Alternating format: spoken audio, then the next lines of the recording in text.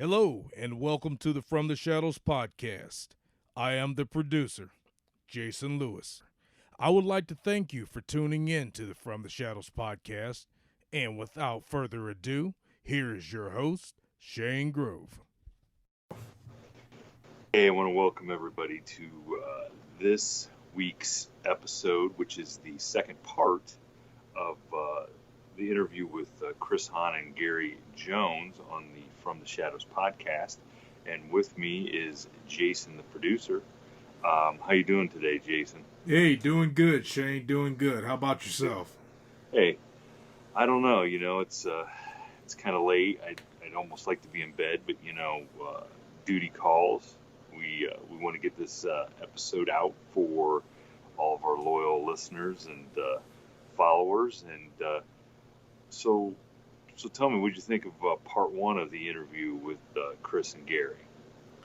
I found it rather intriguing. I liked it, and I talked to Gary since we've recorded that interview, and he liked it also. We may have him on as a guest for future projects and other things that we have planned and things that he has planned for later on in the future. He's got some big things coming his way. Well, yeah, he's got some big things, and everybody that's tuning into this episode will hear about one of those big things in particular, and it's something that you and I had a nice little appearance in, is the forthcoming Escape from Death Block 13. So hopefully everybody is excited about that, as we are, obviously, especially after they hear this episode. So, I'm stoked. I believe everybody else is. It's getting a lot of buzz around the internet, as well as and actually in Hollywood, even though it's not even a Hollywood production. So I think we're going to do really well with that. I gotta say, Jason, once they see some of the acting you did, you never know. Hollywood might come calling. Hollywood or Cleveland, I don't know. Somebody might come calling. You never know. You never know what could be lurking in the shadows, right? Oh, yeah, movie career, right? Oh, yeah. So part of these two episodes that we've just done, when you get done, in fact, maybe we can encourage people right now, because we're running a contest that to go along with this episode, that if you will go like our Facebook page, then go join our After the Shadows forum on Facebook. On the After the Shadows forum, you can start a feed there and tell us what your favorite scary / Halloween movie is. It kind of ties into some of the stuff we talk about at the end of the second episode. And if you do that, you'll get put into I guess we could call it a drawing, to win one of our T-shirts, one of our From the Shadows T-shirts. And they are pretty cool, I might add. I think you'll enjoy them. Yeah, they are. They're nice T-shirts, and I gotta say, if you're the only one that goes on and does both of those things, then you know what? You're going to be the one that wins the T-shirt. So by all means, get on there and do that. I mean, well, who doesn't like a free T-shirt, right? Yes, folks. We love the interaction. We love to hear things that interest you, or places that you would like us to investigate, or people you would like us to talk about. Or we would just love to hear some of the things that you have experienced, some of the unexplained things that may have happened in your life. Everything's fair game. You have a solid platform here at the From the Shadows podcast. And that's one of the great ways to get a hold of us, is through our forum on Facebook called After the Shadows. And make sure you like us on our regular Facebook page, which is facebook.com From the Shadows Podcast. We have a website now where you can go to, which is a centralized location, and it has all of the podcast directories that we are on, so you don't have to try to remember them and go back and forth. Pretty Yeah. soon, we're even going to have an embedded player there so that you can actually be able to listen to the podcast from the website, along as keep up with all the new stuff that we have planned for you in the near future here. And that website happens to be fromtheshadowspodcast.godaddysites.com. Yeah, it's great that you mentioned all that stuff because one of the things that a new little segment that we started this week from our, and dare I say, she obviously is the youngest member and has to be the cutest member, is Reese. And Reese is doing a little segment called Reese's Something to Talk About. Um, she's actually the daughter of one of our sponsors, Todd Redmond, and she is. The funny thing is, she's the same age right now that Todd and I were when we started getting into the old, UFO, the ghost bug, the Oak Island mystery, all that stuff that we kind of really dug when we were her age, and she said this was something she wanted to do. She wanted to be part of the podcast. I guess it runs in the family. That's quite a coincidence there, Shane. I know, it's kind of, it is. It's kind of cool to see that all of our nerdiness back in the day is rubbed off on at least one of our kids between us. And so, yeah, Reese has done a cool little thing. She's done a video, and she's going to do one each week, and she's going to throw it out there. And it's another chance for our fans and followers to kind of interact and tell Reese what you think about her, whatever the subject is she talks about each week. So get on there and interact with Reese. I mean, if nothing else, she's cute, and some of the stuff she's talking about doing, it's pretty informative, pretty cool. She's very articulate for a young girl. She really is. I think she'll be quite insightful, and you'll find her very enjoyable as well. Yeah, everybody ought to get a kick out of her. And so before we get into this episode, there's one more thing we want to talk about. Jason, you and Jerry are going to make a special trip on Saturday night down to the Ross Opera House in Kentucky with the Ohio Paranormal Society. Yes, that is true. You want to tell everybody a little bit about that and what they can expect? And is there going to be some exciting behind-the-scenes stuff that people can maybe keep on a lookout for this weekend? Yes, I believe so, Shane. We're going to have some special things. We're going to have some interviews with the owner of the Ross Opera House and a lot of the members and the investigators that will be there investigating the place. We'll be interviewing them, as well as our investigator, Jerry.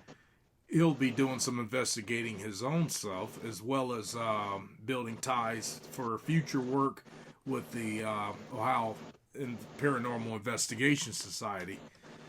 And there's some exciting things that are going to be coming our way. But we're going to have something special for you folks starting this weekend. And we might have a little special Halloween episode, I might say. Not to drop any hints or anything like that, but it might be a little something special that'll come out for you. Well, as long as we don't have to dress up for the Halloween episode. But I may sit there and eat a bunch of candy while I listen to it. And we'll definitely have some photos. So I didn't mention it earlier, but keep up on our Instagram at fromtheshadows.com. Yeah. We have an Instagram also. And I think that would be a good, that's probably a good place to put some photos and a little bit of video up this weekend on Saturday night if you guys get some cool stuff. Oh yeah. So I'm hoping, Jason, that you finally get to experience a little something. Oh, I'm looking forward to it. I'm stoked. And just in case you've never been to our Instagram, just remember it's Instagram.com/From the Shadows Podcast. Well, the one thing I would be eager to see is Jerry tackling a ghost. And I know we've talked about him tackling Bigfoot. I'd really like to see him try to tackle a ghost. Our fearless investigator, Jerry, will tackle just about anything that is paranormal or supernatural. Well, if you can get that on tape, that would be fantastic. I plan on it. So we won't take up any more time, and we'll get you guys back to the second part of the Chris Hahn and Gary Jones interview, and make sure you guys keep on a lookout for any pictures and video from Jason and Jerry this weekend. So until Halloween, we'll see you after the From the Shadows podcast next week. And for right now, sit back and enjoy this new episode here. I think you'll find it entertaining. It'll pick up right where it left off last week, and you'll get a little information about an upcoming movie, which the cat's out of the bag about that already. Escape from Death Block 13 and Cell Block 13, excuse me. And you're right. It's Death Block 13. Yeah, Escape from Death Block 13. You're absolutely right. We're unscripted here, folks. We're doing this straight from the hip. This here is real live conversation. This is just in between stuff in the process of editing while we get this episode ready for you. And we enjoy doing this. And I cannot encourage you enough to interact with our social media so we can know what you're thinking. Put some ideas out there that you would like us to investigate. We really appreciate that. And interaction is what makes this all come together, because we're here for you. We enjoy doing this, but we want to surround and make a community and have a platform that other people can come and they can share what they've experienced, and together we will discover what is in the shadows. All right. Well, let's get on with the second part of this interview. Enjoy the episode. And Shane, I will talk to you later. All right. See ya. See ya. So now, ladies and gentlemen, we return back to the interview. So Gary, you want to give us the backstory? I mean, was on Mosquito like your first big thing, or had you done some stuff? Well, I'd worked on other people's movies before that. I came up wanting to make movies, and I was always fascinated with special effects. Firecrackers, squibs, and blowing up GI Joes and things, and building miniatures and rubber monsters. And so I came up through special effects, and that's kind of how I got a foothold doing commercial work in Detroit. And then little by little, I started working on other independent films that were being made in Michigan. And that was kind of the way I broke into it. I was doing effects for other people. All pretty much at that time was all practical effects. I would do pyrotechnics, I would do makeup effects, build sets, props, all kind of specialty stuff. And so that was sort of the background that got me on the set, so I could watch the other directors and figure out the system on how does it work? How do you get to do that stuff? And so I worked on several movies, coming up. I worked on, one of the first movies I worked on was called The XYZ Murders, which came out as Crime Wave, which was Sam Raimi's second movie. And I was a PA on that one, just helping put cars in the background and driving and stuff. But then I started working on special effects, and I worked on a movie called Moontrap, where we built all the miniatures and made robots. And then I worked on Evil Dead 2, making miniature trees attack a cabin. And then Army of Darkness, where I was doing pyrotechnics and building catapults and all kind of mechanical effects. But from there, I was always formulating and heading towards my goal of making movies, and I came up with the idea about doing giant mosquitoes. I'm a big fan of all the giant monster movies from the 50s. Them with the giant ants was always like the H.G. Wells Food of the Gods. All that stuff, yeah. Yes. But in particular, Them, which was about the giant ants, there was a sound effect. They wouldn't. A lot of times you didn't see the ants, but you heard that weird sound effect over the horizon. You knew they were coming. So you cover up the sugar bowl. Here they come, right? They're gonna get you. That goes back to that. Once they showed you those monsters once or twice, you heard that sound. You knew they were coming, and so they could get away with that. So, but that was my entry. I worked on all these other movies. I was in California working on Army of Darkness, and we finished that up.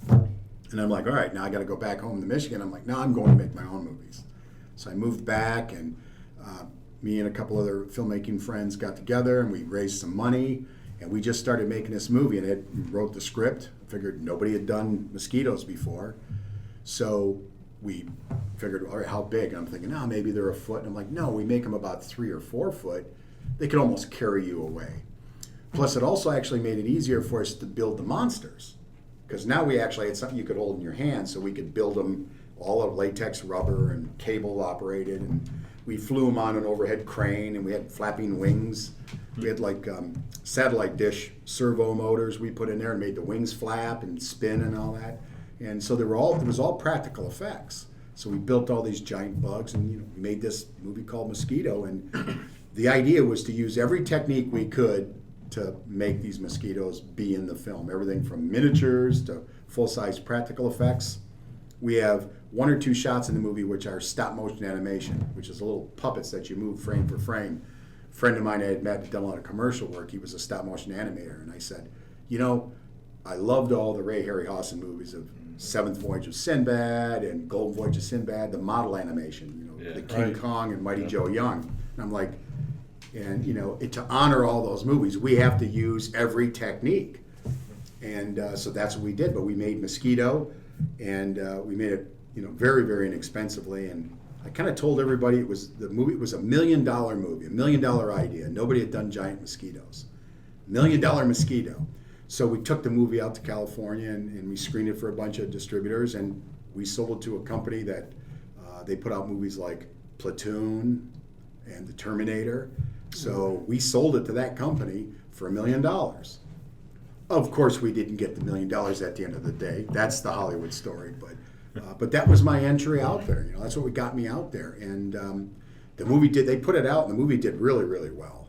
And the company went bankrupt, and took us a few years to get the movie back. But it was the great lesson where I learned how to make a movie making that movie.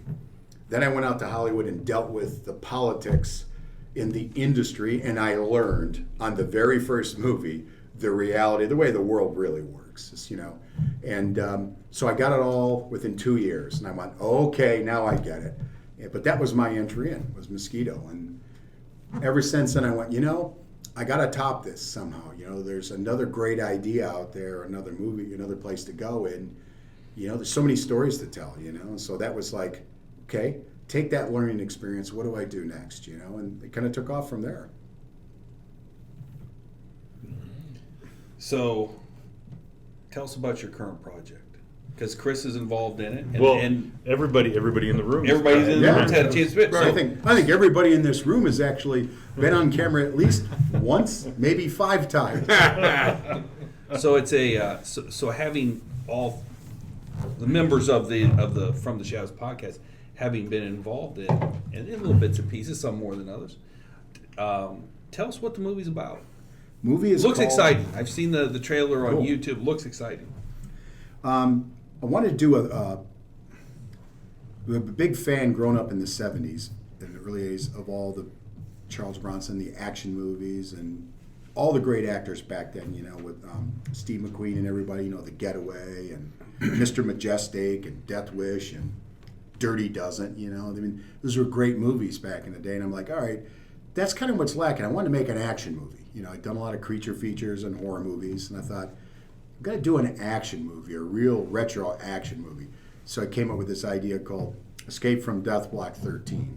And since we all live, a stone's throw from the Mansfield Reformatory, which was the Shawshank prison, Right. and it was a natural. I'm like, this is perfect. We got the Shawshank prison. Our guys can go there. We can create this whole story where they get the weapons and they got to shoot their way out. And so came up with this story, Escape from Death Block 13, and started putting it together. And talked with Chris, who starred in Axe Giant, played the Axe Giant character.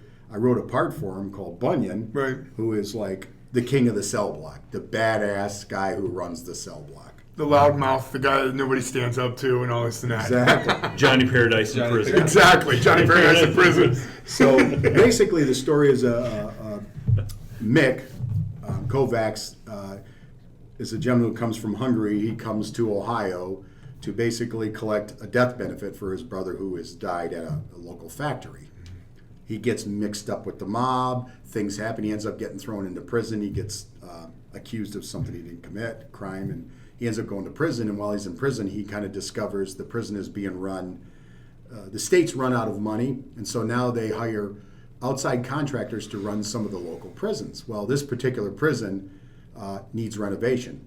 So they hire this outside company to run it and hire the guards and basically to control the prison, but also they use the inmates to renovate and do the work on the prison. So they start out with 100 inmates and eventually they'll bring more in. Our hero gets there and discovers something might be going on a little nefarious. The guards and the warden might not be on the up and up. And of course he's going to run into Bunyan, who's Chris Hahn, the king of the cell block, and action is going to ensue, of course, at that point. And so, yeah, we started the production last year. We shot for a few weeks at the prison. We've been doing a lot of pickup shoots, and we're in post-production right now, finishing the editing up, got all the visual effects in the works, got our sound and music kind of started, so it's coming together, and got a few more months, and hopefully we're going to get a premiere here soon. Yeah, we get it done. It's probably and for me, I've always played more of a lower role in a movie, and this is the first time I've been actually not the lead, but like the head supporting cast, part of the cast, and we shot from 4 o'clock at night till 4 o'clock in the morning, and it was long nights, and we did one fight scene took almost about 2 or 3 days. 2 or 3 days, and it was me hitting the ground, getting back up, me hitting the ground, getting back up, and I was tired, and but I tell you what, it was probably the best experience, and now watching it being put together, I'm so excited about it because it's just phenomenal the way it looks and the whole everything, because they never shoot in sequence, so you really never know how it's going to go until you actually see it all put together and edited together and stuff. And it's, I mean, like Gary, when I was a kid, I thought that you shot movies in sequential order, like reading No. the book. Yeah. Okay, it's first scene, we're going to shoot. But then you find out, I can't remember how old I was when I found out that's not how they do it. I'm like, no way. And I remember thinking, well, how do the actors Remember their stuff, yeah. Yeah, and how they remember the stuff. And like, you may be shooting a scene that's going to be at the end of the movie, okay, and you have to have all this pre-existing knowledge of everything that's happened, but you don't really know because you never really shot the scene. Yeah, well, that's like, I guess that's why it's called acting. well, it's the job of the actors. The director has to lead them along and get them like, okay, at this point in the movie, this and this and this has happened, and you're not happy, and this is what's going on. So the director has to bring the actor and kind of into the moment, but it's up to the actors, and they know they'll read the script, they know their part. Then their job is, the tough job that they have is they got to go, okay, well, today I'm shooting the end, the end of the movie. Right. I've gone through all this already. Where's my emotional state? It's always, we try to get, at least shoot scenes as much in order as possible. You always kind of do a master of a scene so everybody kind of gets through it, knows where they're going to go, where the dialogue's going, and all the emotions. But, you have to break it up, too. You got to go in for close-ups, over-shoulder coverage of the other actor. And so, an actor's got to do it 15 different ways, Sure. And they got to keep it the same, like if they've got to keep the cadence, they got to keep it going. And it's not as easy as like, we see stage plays, you Right. watch people do a performance. Well, they're doing their performance right to the beginning. Nobody yells, cut. All right, now do that again. Now do that again. So my job is to harass the actors and make them do it 15 times and then throw them a curveball.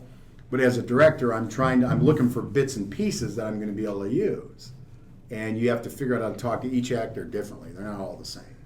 So it's the scary thing for me was Gary comes to the gym, works out with me. I'm a personal trainer, and Gary comes in and we work out together. We kind of talk about what's going on and stuff. And he told me about this about 3 or 4 months previous to when he had it all written and completed and started. And he goes, "You're going to have quite a bit of dialogue."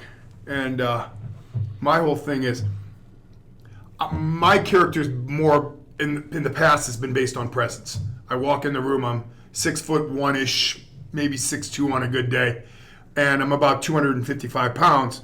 And so when I went into the room, my presence, I always play a bodyguard or a bouncer or a thug or something. I may only have 1 or 2 lines, and that's about it.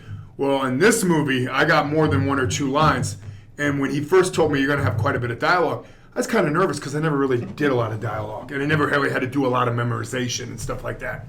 The nice thing about it was a lot of it was my catchphrases from the wrestling world. So I already knew the dialogue. It was already in my head because for 28 years as a professional wrestler, I would always come out and say, I'm the king of the ring, nobody can beat me, and I'd pound on my chest and do all the King Kong stuff and like that. So Gary, why didn't you just let him improvise all of his lines? Well, he, He did let me do some of that. Seriously, I mean. I knew that was coming. I knew The nice he was thing gonna about do that. Gary is it may not be word for word, Yeah. but as long as the same meaning's coming out, he doesn't have an issue with it. But if I say it one way, I got to say it that way the whole time because you're doing an angle from above, you're doing an angle from below, you're doing an angle from the left, and an angle from the side. And so it's got to come out the same time or the same way all the time. So at 4 o'clock in the morning, when you're just dragging because you've been up for 12 hours and then you got a line to say, sometimes you don't think as fast or move as fast. I remember the one night I took a pre-workout drink during our fight scene stuff, and he looked at me and just shook his hand and goes, how are you getting all that energy, dude? He goes, you just don't stop. Because I hit the ground, get back up, do it again. Hit the ground, get back up, do it again. Now we got to move the camera to this side. Hit the ground, get back up, do it again. And I tell you what, I slept pretty good.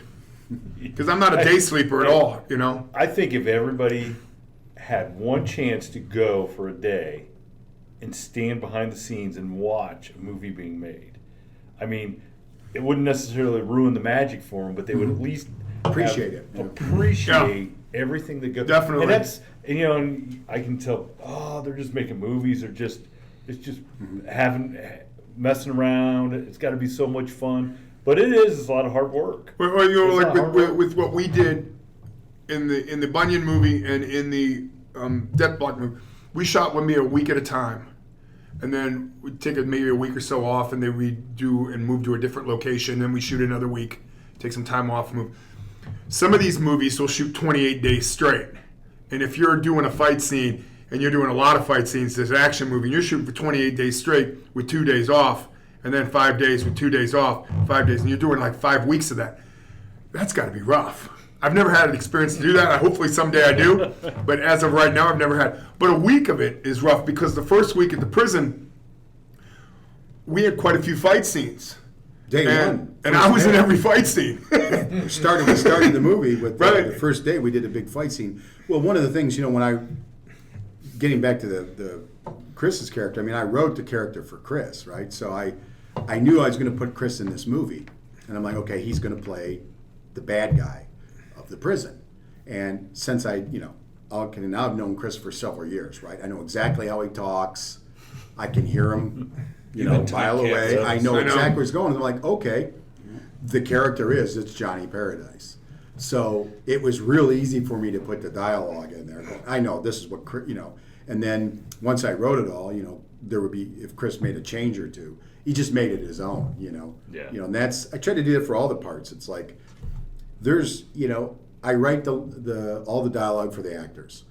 But when I bring those actors in, I want them to bring something to it. And nine times out of 10, what I find is that actor, once they take that part on, they know the part better than me as the guy that created it because they're living it.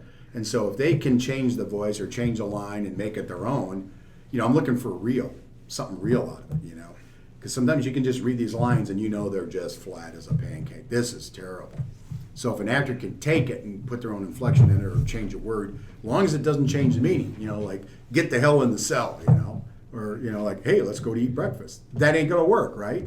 But they can take that one line and make it their own. So this was, I wrote this for Chris, and I'm like, the part was a certain part, and I went, you know what?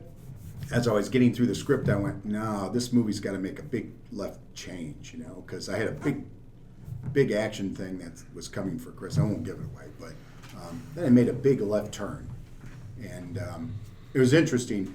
The movie, I had it all pretty much planned out, and because of the starts and the stops and the shoots, I was able to add more things in and make meals out of things and take advantage of the mistakes that were the things that didn't work out, or like, oh, that's kind of cool.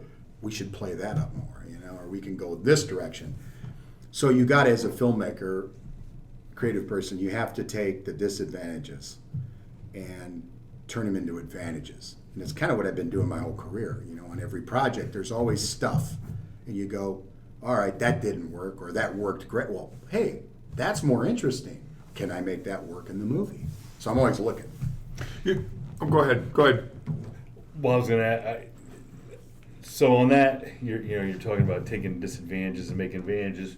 Has there ever been a time, and in the movies that you've done or the jobs that you've got hired to do or taken on, where it just turned out it was so awful? I mean, you don't have to name names or anything, but it was so awful. How did you make it? Like, was there something just so terrible? How'd you fix it? How'd you fix it? How'd you make it better? I mean, basically, has there been something that you just wish, at the time you wished you hadn't taken the job, or done the job, but then at the end maybe you said, okay, I really learned from this experience. This is going to make me better. Or was it just so bad that you could? No, well, I mean, you know, it became one of my favorite movies of mine. I'll tell you, the movie was called Crocodile 2: Death Swamp. And it was my third feature film, I'm sorry. I did Mosquito, Spiders, and then this was Crocodile. It was for the same company I did a movie called Spiders for, and when I got the script, it's a good script and everything, and it was about a plane that crashes it's supposed to crash in like Louisiana swamp, and the heroes are being stalked by a giant, crocodile. And so then I signed on board. I was getting ready to prep it, and then the producers decided, well, we're going to shoot this movie in Mexico. So they changed it to like, okay, now the plane will crash in, in Acapulco. They're going down there for a holiday, and they wanted to move the production to Mexico so they could, because of the financing.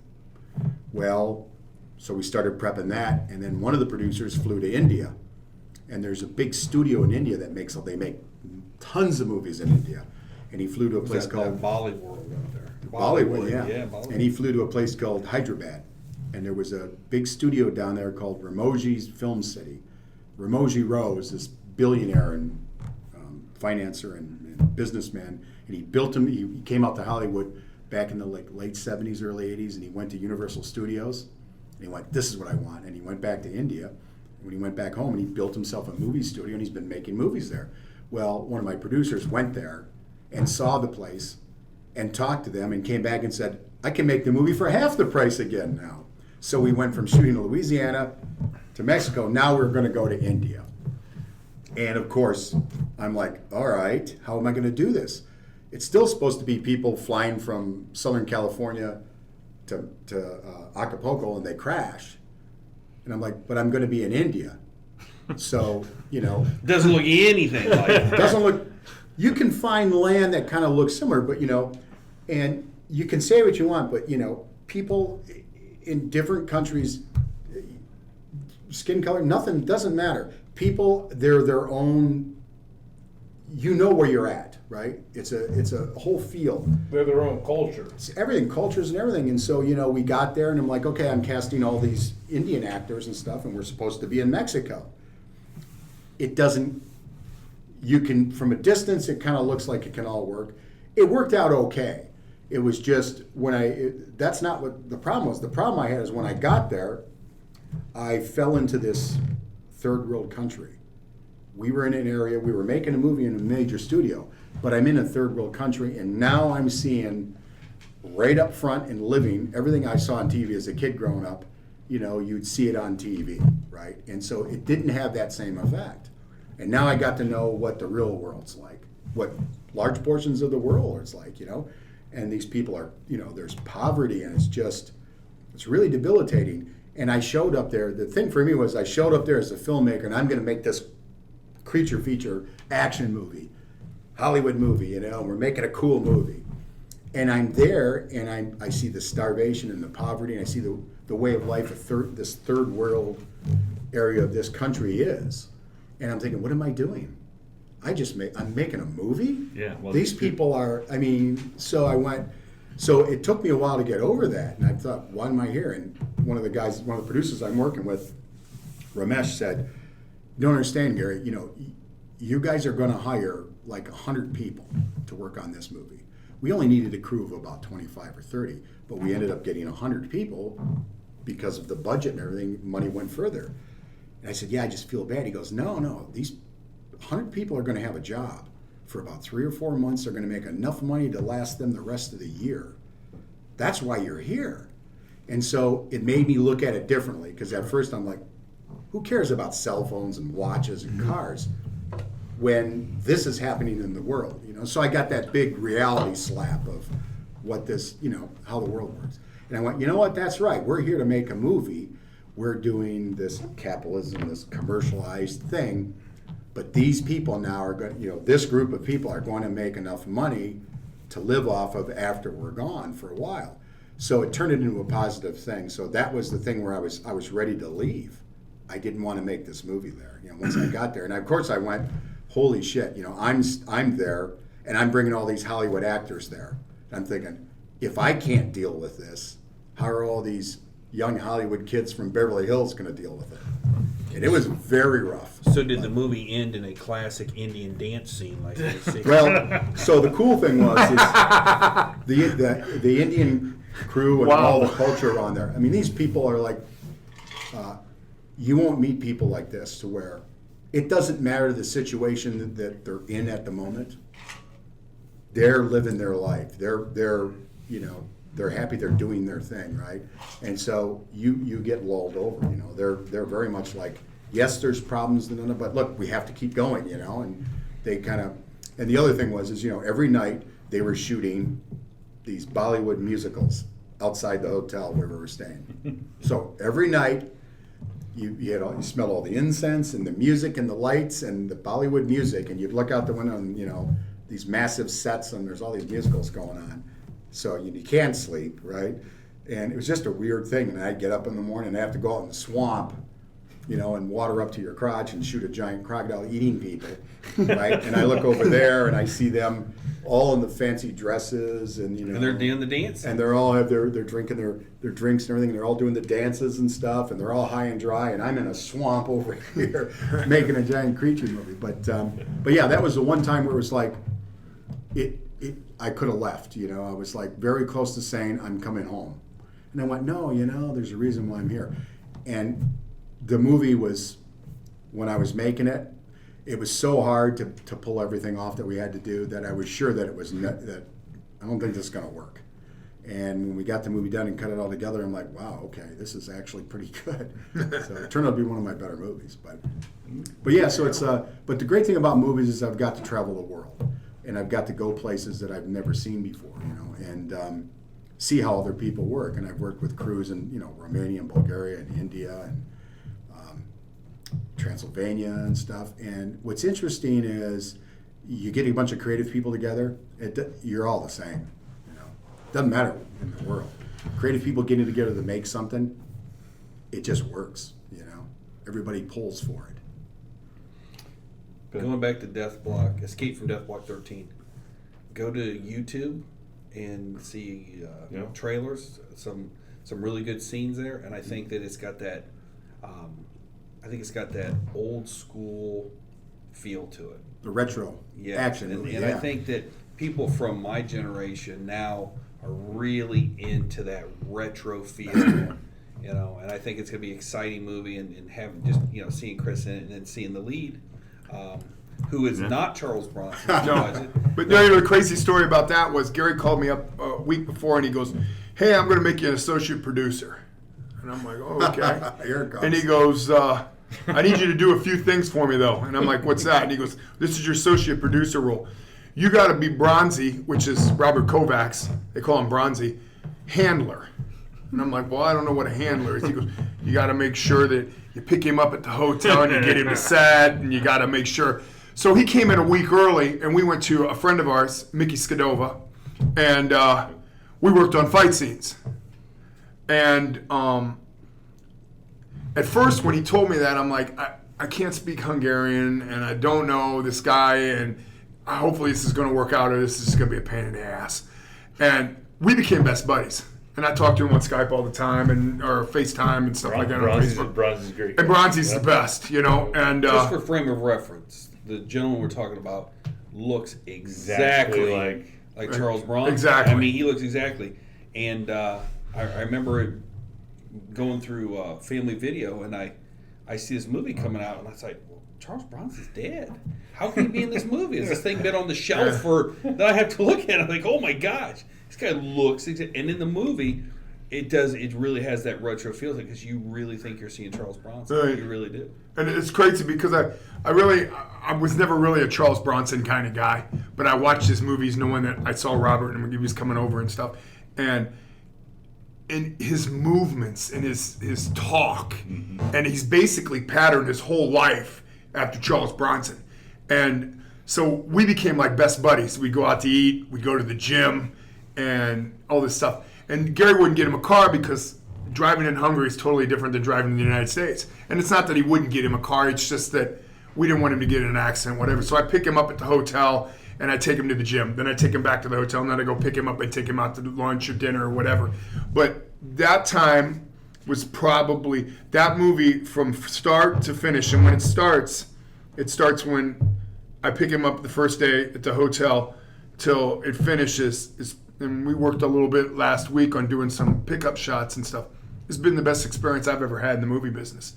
And I think a lot of it is because now I'm seeing what it's like to be a producer, and I'm seeing what it's like to be behind the camera and seeing what these guys go through rather than just being in front of the camera. And it's made me appreciate being an actor more because it's twice as hard to be behind the camera than it is to be in front of the camera. I mean, this guy's got a million things going through his mind at one time. Are these guys going to get it set on time? Is the camera going to be fully charged and ready to go? Is the caterer going to be here on time because we only got an hour for lunch?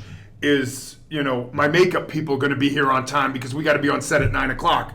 Is the wardrobe people going to have our costumes ready to go? Seamstresses, everything's fitting tight and looking good. So it's not just directing, it's everything. I mean, Gary is being the director and the executive producer and everything else. I mean, I don't know how he sleeps at night. Well, the associate producer thing, when I caught you, the other thing was that you didn't mention was, one of my jobs is something I've always done with the movies is like as soon as I get an idea to make a movie, whether it be Mosquito or Escape from Death Block, the first thing I think of, this will be great. And then I think, all right, who can I rope into this to help me get this done? Because it's a battle. So I go, okay, Chris, you know what? We need the wrestlers. We need the inmates. And there's going to be fights and brawls. I'm thinking, it's got to be the wrestler. I get the wrestlers in, they're all stunt. It's like stunt guys. So that was the other thing I mentioned to Chris was like, look, you've got to come in and you need to corral all your guys. You need to get them all on board with what we're doing. And, that was another huge part of what you did is just pulling in a lot of people. And the sad thing about it is, and I hate to say this because I'm part of a group called Stunt Predators out of Cleveland. And they're just a lot of them are just prima donna guys. They don't really care about selling the product. They care about making the check. Where a lot of the ASWA wrestling guys, they just want to go out and perform. They want to put on a show. Yeah. So I got them for a little cheaper than what I would with the regular stunt guys. Plus, they had the time of their lives, and they just want to come back on set. And it doesn't matter if they get paid or not. They just want to be in front of the camera, and they just want to keep. And they sold it. I mean, they brought it. They brought it for 2 weeks. I mean, the fight scenes and all that stuff, they just brought it. And, it was kind of a blessing and they all know each other and they've all worked against each other. So there's really no rehearsal time where you got to sit and rehearse everything because they've been in the ring with each other and they know what to do and stuff. And so all in all, it worked out pretty good, Well, they fed off, they've seen what you've done, what Chris has done with the movies and how he, wore a monster suit and he's doing all the acting stuff. And they're performers. They want to perform for an audience. And so they're like, well, this is great. We do the same type of a thing. And that's was a big deal. I thought, if Chris is involved, everybody else will want to come in too, And it worked pretty good. So what do we got coming up besides Escape from Death Block 13? What else are you going to be? I'm on a movie called The Wicked Ones, which is going to be shot down around Richmond, Kentucky. And I go in November to do some work. I got picked up, which I really can't say a lot about, but I got picked up on a movie called Wrong Turn, which is going to be a reboot for Netflix. I can't really say my part, but it'll probably come out in March. There's no truth that it's just the Chris Hahn story, Wrong Turn. Could be. I was in a movie called The Effects, which was about deportation and I played a nice agent. I got some other things. The Russo brothers are in town, and they're shooting something up in Cleveland, and I had an open audition for that. Haven't heard anything yet, but that's coming in the next couple of weeks. There's a movie going up there called Jesus is My Homeboy, and it's about the Black Panther riots in the 70s, and I had an audition for that. I haven't heard anything yet. So I got some logs in the fire. I got a couple things set in stone, ready to go, and I'm always out there hustling. I'm always submitting to certain things. I got an agent in New Mexico. I got an agent in Cleveland. They're always submitting me for things. I got a manager, Carlos, who's in LA, and he's always hustling for me. So, and I got a great support. And the number one thing about being an actor and a stuntman is you need a good support, like The Rock. The Rock has a support group of probably 20 or 30 people that are always hustling for him, you know. Because the more work that I do, the more money Carlos makes, the more money my agent makes down in New Mexico or Cleveland. So it's always about getting out there, promoting yourself, hustling, and being on your A game. So it's always a grind. But you know what? In order to work, nobody's going to support and hustle if I don't hustle. So okay. So I want to go back to one of the big characters in Escape from Death by 13 is the prison itself. Okay, I mean that's pretty amazing. That's an amazing structure. It's kind of an eerie, you know, awe-inspiring place. And so I want to circle back to what our podcast is about, you know, From the Shadows. And we've already had a girl from the Elena Ross, who was a tour guide at the prison, gave us some really good stories. Really chilling stuff. Supernatural stuff. So, and I know, Chris, you've told me a couple stories that you've experienced in prison, but I want to ask Gary. So you've been combing through this footage. We were there morning to night, you know. One day till 4 o'clock in the Till morning. 4 o'clock in the morning. Have you seen anything or come across anything? And video, audio, any like it would be hard to explain. Or did anything happen while we were just there doing stuff? Well, there's this one thing that keeps popping up like all through the movie. I don't know what happened. There's this big guy, a bald-headed guy that's really loud. Thanks. And I said, is that like an inmate that everybody else got pissed off at and killed? And he's just harassed us? No, you know, it's interesting because the Shawshank Prison, you know, Yeah. I mean, we picked the place. It's iconic, right? And so I think we're actually the biggest movie to use it and actually use everything in and around there as a prison behind Shawshank. I know there were other movies, and I think they just did a day or two. But no, you know, we had to shoot our first week we shot. We had 4 in the afternoon till 4 in the morning. We had to work after the tours. They run tours all day. Yeah. It was part of the deal I struck with them early on, and next time I'll strike a deal where I get the daytime. But no, so I had been there many times, you know, just walking through, you know, before we did the movie and stuff. And it was kind of creepy, you know. Even in the daytime, you don't think anything of it, but you just feel like you get that little tingle on the back here, you know, like on your back or something, like something's odd here. So I thought, you know, I got to go from 4 in the afternoon till 4 in the morning. I'm thinking, oh shit, man, that's going to be kind of freaky. I'm like, well, I'm glad I got about 300 other people here with me, you know. But no, you know, I honestly, I mean, I was so focused on the movie that like I didn't see or hear anything. Although, you know, we had stuff where like the camera batteries would die. Yeah. We just plugged them in and, you know, they're dead. We got to get new ones. And we'd take them back and they're fully charged. So some of that happened and some of the camera guys saw that. And sound-wise, no, you know, there's a lot of echoing and weird stuff in the thing. But we had a lot of people running around doing stuff. So it's really hard to pull things out. I mean, I've been looking at the footage and thinking something's going to show up in the background on some of this footage. So like the 3 men and a baby or whatever, where they see supposed to be the ghost or whatever, or the Wizard of Oz, where we're going to see the guy, person hanging. I mean, himself. Phil Garrett, he sent me a photo that somebody on set must have taken, like one of the guys. Now and I know a couple guys fake some stuff. Yeah, but well, I'm not sure. Now there's some photos because I got like Becky Ingram did behind the scenes photography on it, and she sent me all the photos that she took. You can see orbs and stuff like that. Yeah, and I can show you those sometime. But you can see all that stuff. But I kind of went through them and looked to see, but I didn't really see any like bodies that leaning up against the wall. Well, and I There gotta was say, a guy coming out with a towel, or a ghost with a towel coming out of the shower scene. Oh, I think that was, wasn't that you, Shane? Oh, yes, I was wearing my Johnny Paradise front. But you know, it's going to be one of the things we're going to, you know, when the movie's done and people see it. And we had, you know, a lot of people, local people, a lot of talented people, and just extras and actors. A lot of people worked on the movie, and a lot of people I put in different parts. Like, okay, you're an inmate in the background getting beat up. Now you're a guard in this scene over here wearing a hat.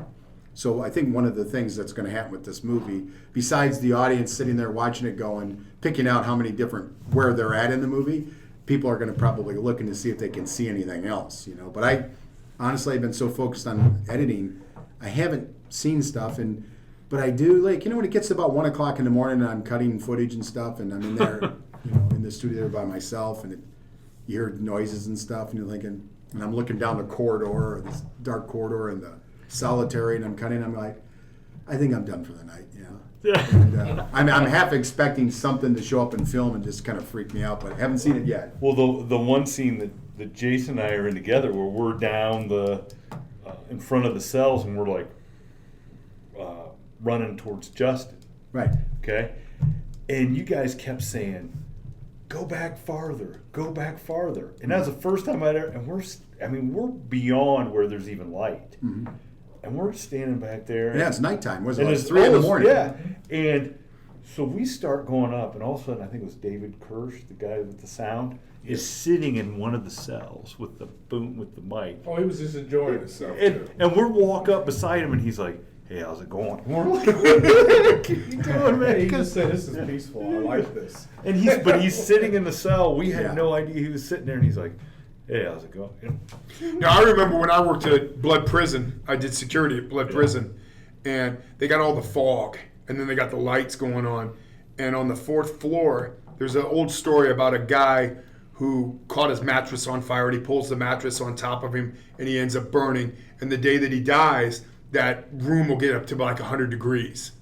There's a story about that. And and we whatever. talk about that on the podcast. Oh, yeah, is that The the guy who poured the turpentine Right. on him. Okay. And caught himself on fire. Yeah, And they yeah. pulled the mattress on top of him so the guards couldn't save him, and he burnt to death. Yeah. But they say there's a certain day that he did that cell will get up to like 100 degrees. You can't go in it. It gets really, really hot.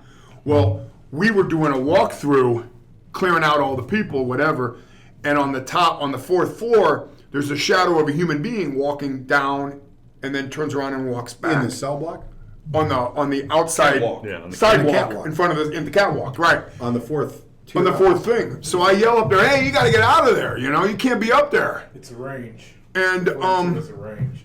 and so I went back into the holding area, I guess, and I told the lady who has the keys to unlock everything, "There's a guy up on that 4th floor." She goes, "There can't be. We padlocked all those doors shut. There's no way anybody can get up there." And so we went back around, and there was that shadow in the corner, and then it went around the corner and disappeared. I said, "See, there it is." And she saw the shadow too. And then we went and checked the doors, and they were all locked. And that kind of freaked me out, because then whenever I did a walkthrough again, I always went with 2 or 3 people. I wouldn't you're go by myself. On the 4th tier? Yeah, on the 4th tier up. And that was kind of freaky. And so you saw a shadow. We saw a shadow walking in the fog. You could see, because they had yellow lights that would spin, and you would Right, see right. the light that blows through that, and you saw that shadow, and that really freaked me out. And then there was that one where the girl, she got pulled back into one of the cells, and there was a clump of her hair laying on the floor. She freaked out and broke down crying, and she wouldn't come back into the prison.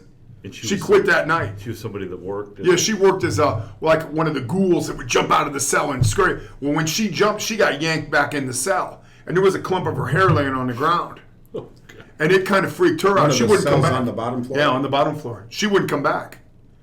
She And see- quit that night. See, I've heard the story from Chris about the person walking on the 4th. So when we're like back, I'm like, oh my gosh, if Chris Hahn was scared. No, I wasn't scared. Oh no, that's not how you told me the story. I pulled my shirt off and said, "I'm the king of Cell Block 13." So You want a shot at the title? Exactly. You want a shot at the title? so like talking about the Wolfman and stuff is and how the movies come to be.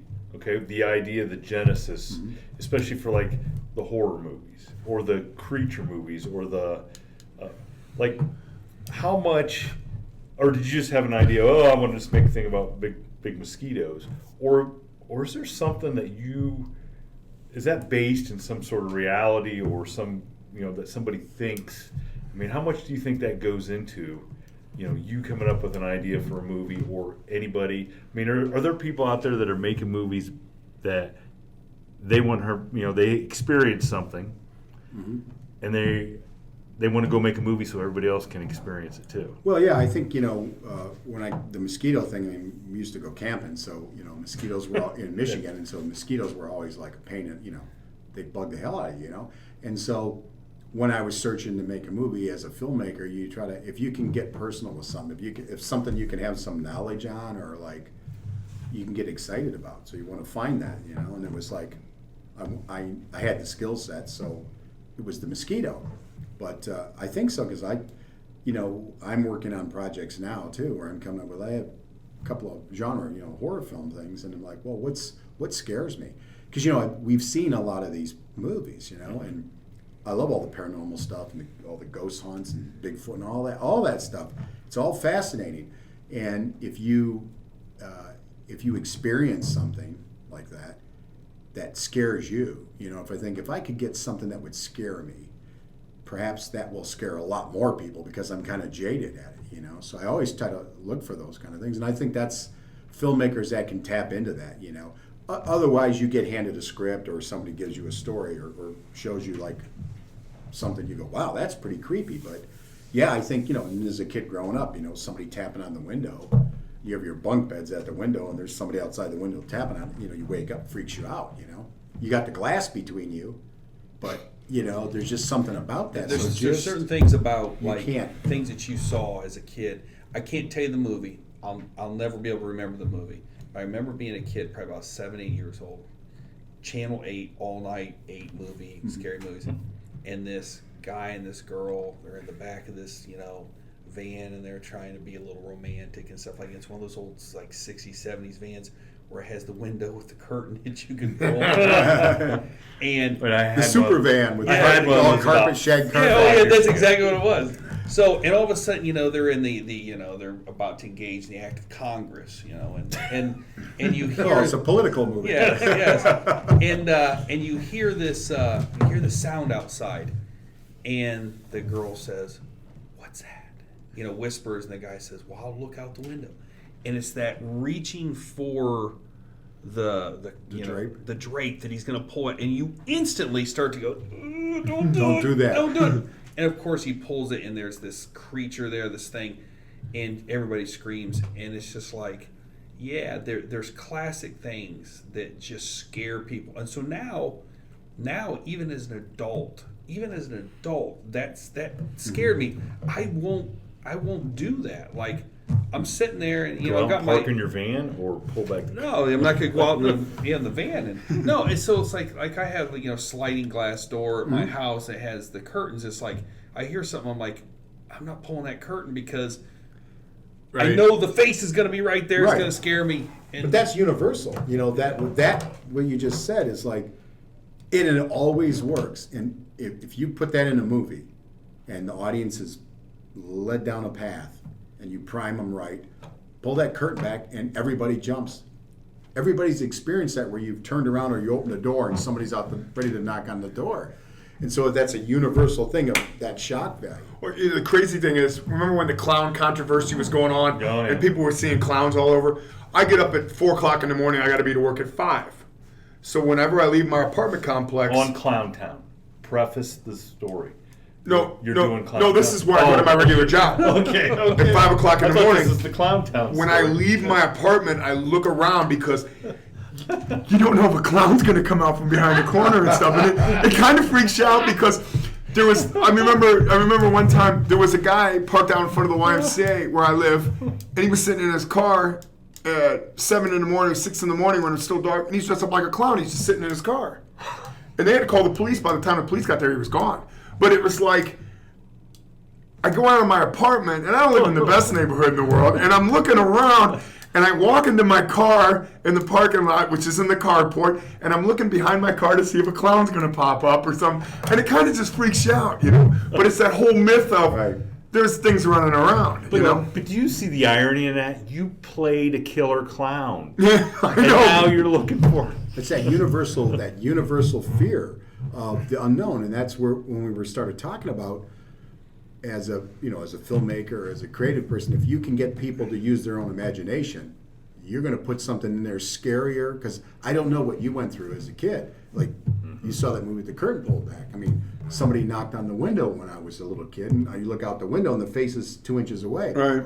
Everybody has something, so if you can tap into that, it's Everybody. universal I mean, fear. I don't think there's ever been anybody, and besides maybe someone as brazen as Johnny Paradise, that hasn't, as a kid, ran and jumped on your bed because you were convinced that there was something underneath that bed. Underneath the bed. That was going to grab you. And how many times you've been laying in bed and you're like, I'm not letting my arm. Well, you go know, to there's this bed. Exactly. what was the movie? It was Carrie, and the hand reaches up out of the grave.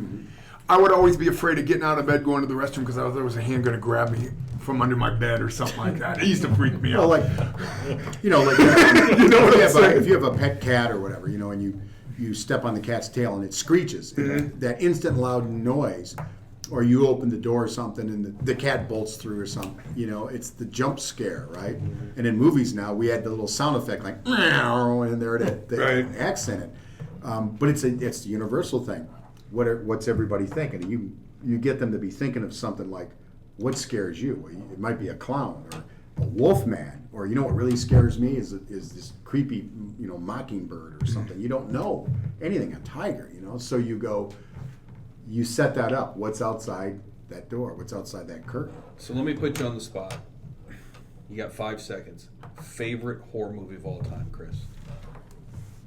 Horror movie is probably.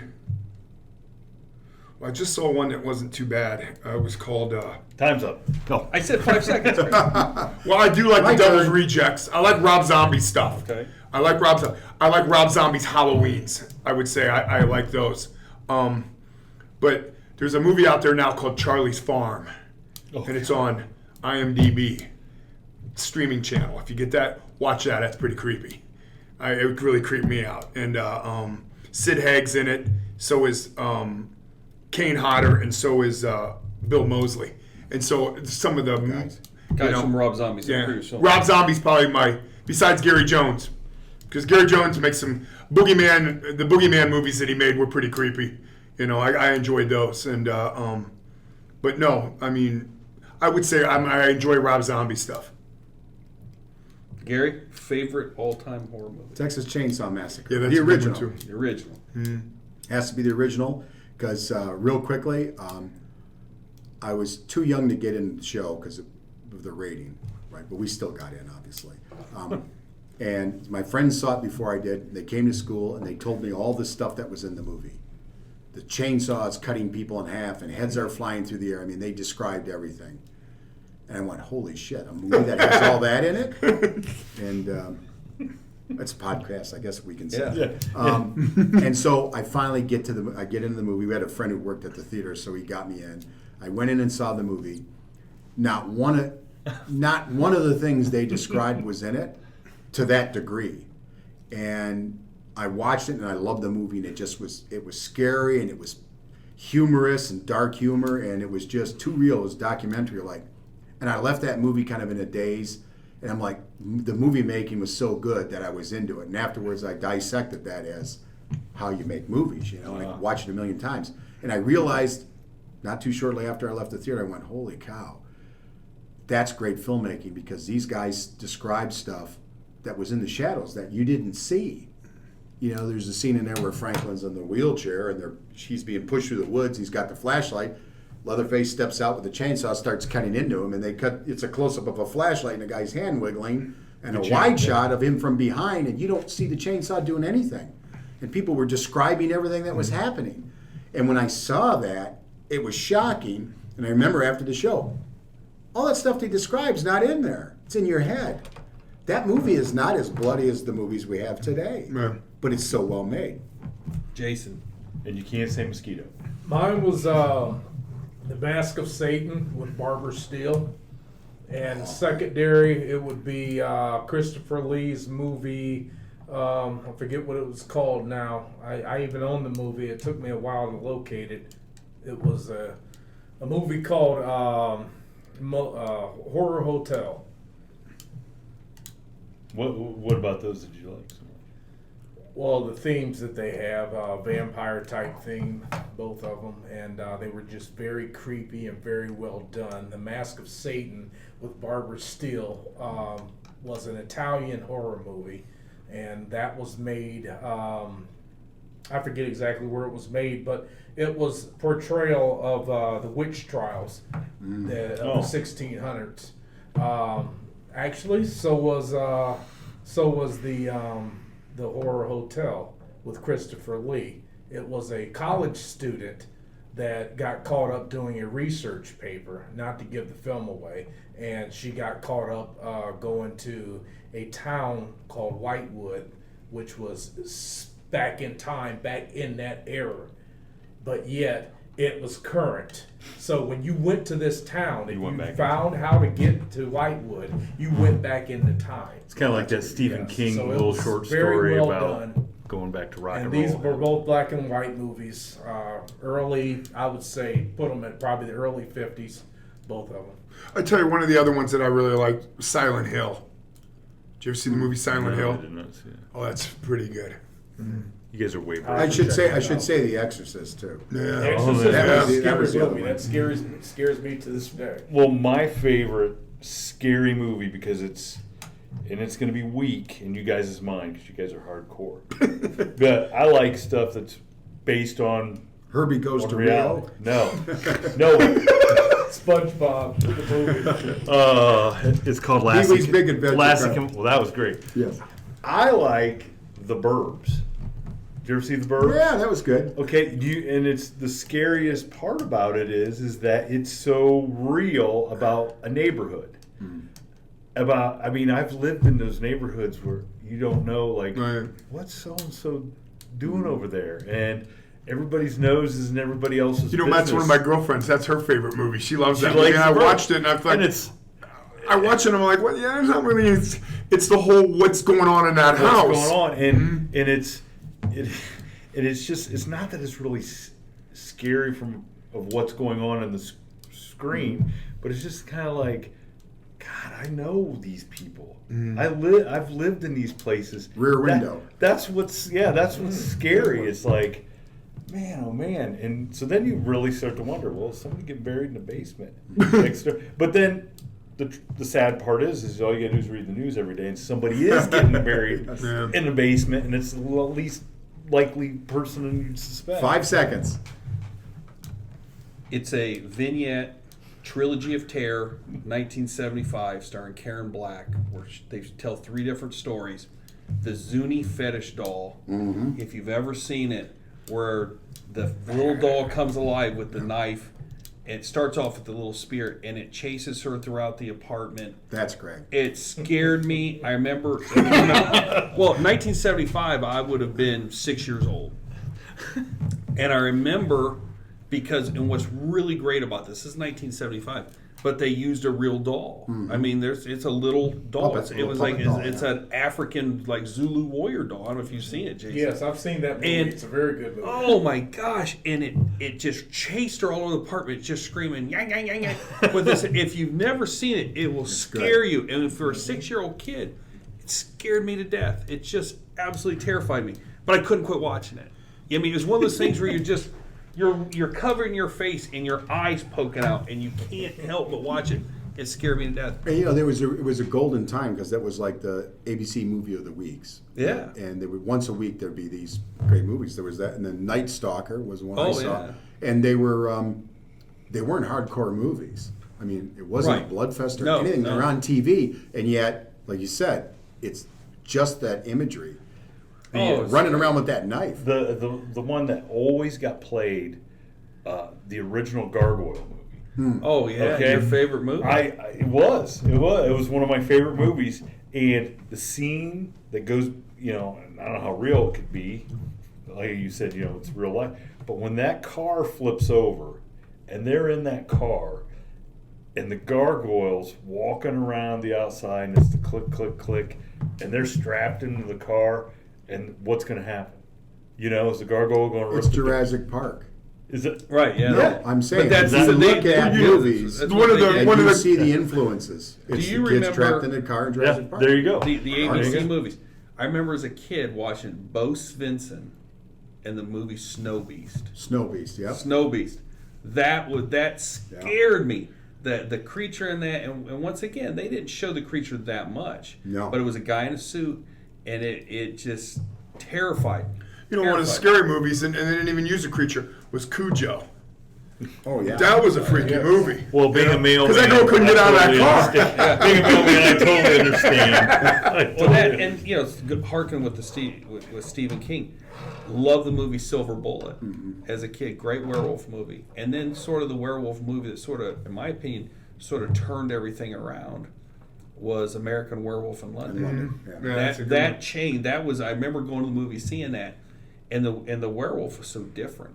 It was on all fours, and it totally took that werewolf genre to a different angle. For me, though, I would say American Werewolf in London, but what came out about a year before that, or a year and a half before that, was The Howling. Oh yeah. Yeah. And that was the The first, animatronics? that was the first time you got to see, they were doing the transformations with the special makeup effects. Right. And it was, and the movie is really good. It's really humorous, too. There's a lot of dark humor Right. in it.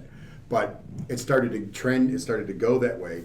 And the guys that did the makeup were proteges of Rick Baker, who did American Werewolf. But American Werewolf took it to the 10th degree. That's where it went completely there. And it changed werewolf movies. You're right. And It made them the movie different. that I love, I'm not gonna say it's my favorite movie, werewolf movie, but I love movies, is that movie Dog Soldiers, where they took the werewolf even different. And Yeah. then your buddy House was Yeah. in a werewolf movie called What was that one? Phase. Phase. Oh, Late Phases. Late Phases. Phases, that was and, pretty and good. it was good because the werewolves reminded me a lot of the werewolfs from Dog Soldiers. Really good makeup, really good. Bob suits. Kurtzman from Crestline made those. Right. Yeah, Kurtzman. Creature Corp. Really good, really Yeah. good werewolf stuff. So it's good. It's interesting how you can go back to the genres that, I grew up with these movies, these Werewolf and Frankenstein, that were made in the 1930s. And every 20, 30 years, these things get reinvented, get flipped, and turned into new ones. We used to watch the ABC movie of the week back in the late 60s and early 70s, and there'd be the Creature a week, or there'd be the action thing. All these great movies. Well, you got the Sci-Fi Channel. There was a whole run for the last 10, 15 years, which we've done several, were creature features, all the way up to the Sharknado stuff. So it's kind of interesting that what's going to come next, I'm excited for like young filmmakers and people to go out there and see all these things and go, how can I make that the next best werewolf movie? Or, zombie movies have kind of been like, they've been done so much in the TV shows, they don't interest me anymore. I'm waiting for someone that's going to get me back into the zombie genre. Because I was out of it, I'd seen all the movies, and of course the George Romero ones, Dawn of the Dead with the shopping mall was yeah. great. It's Yes, it fantastic. was. Yes, And then when the reboot came up, the remake, which was about 6, 7 years ago or 8 years Oh, it's ago. been longer than that now. Oh yeah, 10, with 10 Ving 12. Rhames and Exactly. Yeah, it's longer than you think. Now the zombies were fast and it was creepy and everything, and it kind of reinvented it, brought it back again. And of course, The Walking Dead. Now that they're there, I'm like, I'm done with the zombies. Who's going to come up with the twist on that? That gets me back on, as a film. Excellent geek. zombie movie. I don't know if you've ever seen it. Train to Busan, which is a Korean-made zombie movie. It's excellent. It's on Amazon or Netflix. If you get a chance to watch it, it's Is it subtitled or? yeah, it's subtitled, but it's but I think I actually watched it with the dub voices. I actually think I did. But it takes the zombie genre and it does a little something Changes different, it. and it's fantastic. It's Cool. it's a really good movie. I have to check that out. Our newest member from the Shadows from the Shadows podcast is Ron, and Ron has a couple of scripts that he's working on that carry it in a different direction. And I'm sure I'm not want to let the cat out of the bag, but he'll probably be sharing that with you and our audience here shortly. Well, gentlemen, we really appreciate you coming in.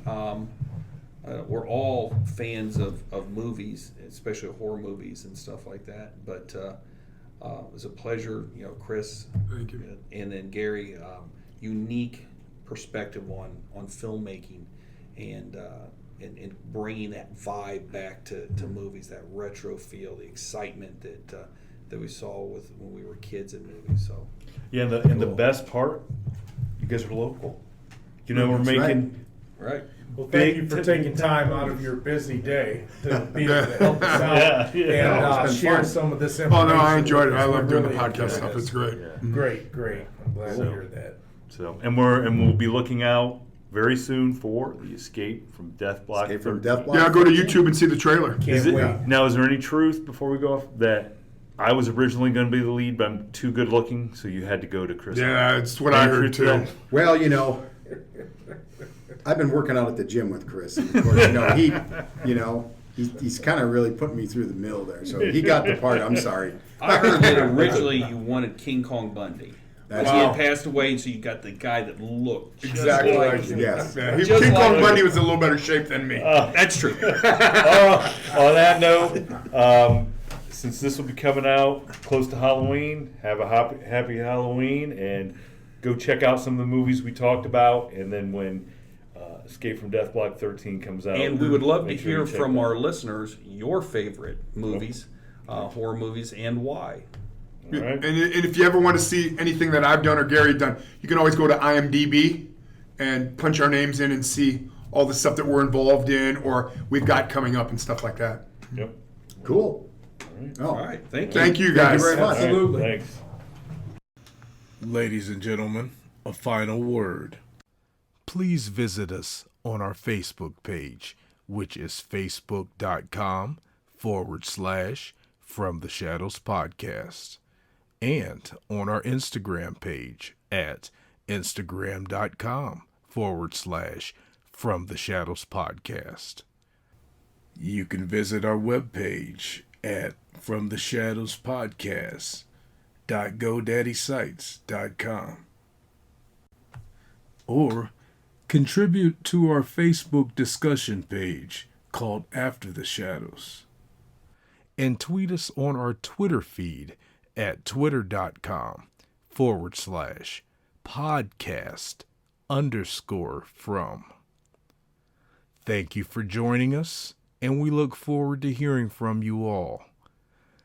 Until next time, never shy away from the darkness or what may be lurking in the shadows. We are out. Hold up, ladies and gentlemen. Let me turn you back over to your host, Shane Grove, with a word from this week's sponsor. We would like to thank a new sponsor here at From the Shadows Podcast, Breezy's Pizza, where owner Sean Ridgway guarantees the quality of every pizza he sells. Hey, why's there a bite in my pizza? All right, Jerry, you have just experienced a quality pizza from Breezy's, where Sean takes a bite out of every pizza he sells. So don't eat a pizza unless there's a bite out of it, because it just won't be a Breezy's Pizza.